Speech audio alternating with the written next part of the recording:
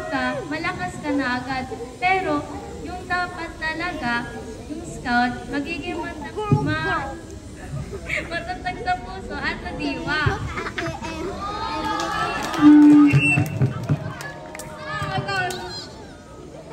Alam mo, bago ako mag-join ng scout, ang dami yung taong sabi sa akin, masyado ka nang mahihain para sa scouts or masyado kang tahimik para sa scout. Kasi alam mo naman yung mga scouts, lagi silang confident, lagi silang, malakas ng boses. Pero, nung nag-join ako ng scouts, especially dito sa grupo, hindi ako naging ganon. And, naging marunong na rin ako makisali sa aking mga fellow scouts. Hoy, wait lang. May story, parang siguro, hindi ako naniniwala sa sarili ko na magiging leader ako. At, malungkot pa yun. So, parang Eagle Scouts, parang Senior Scouts. Pero, pagkatapos ko join ng scouting, ay parang naniwala na ako sa sarili ko na parang pwede ako maging leader at makakaguide ko yung mga tao sa tamang desisyon. Grabe! Kita mo naman, diba? Lahat naman tayo may at pagkatapos naman nag-join ng scouting, pagsagal mo, makikita mo yung totoong totoong diwa ng pagiging scout.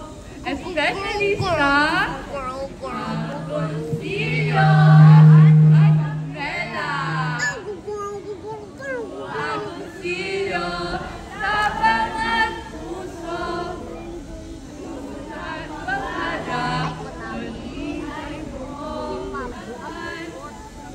Agoncillo, walang maiiwan. Count on me, like 1, 2, I'll be there. You can count on you like 42, I'll be there.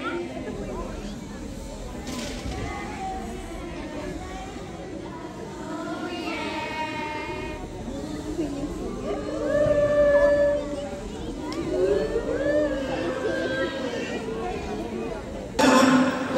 Walang gagalaw. Sorry. Meron isang nakatayong pa. Upo na. Okay? Take your seat, please. Okay? Take your seat. Mahina telepathy. Wala. Taas. Kanina to? Okay. Ay. Talagang Ito, pala yung mata. Kanina.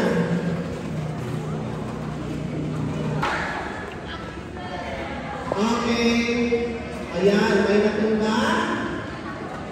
Pero, to the river. To the river. River House. Okay. Tingnan nyo kung sino yung buwan.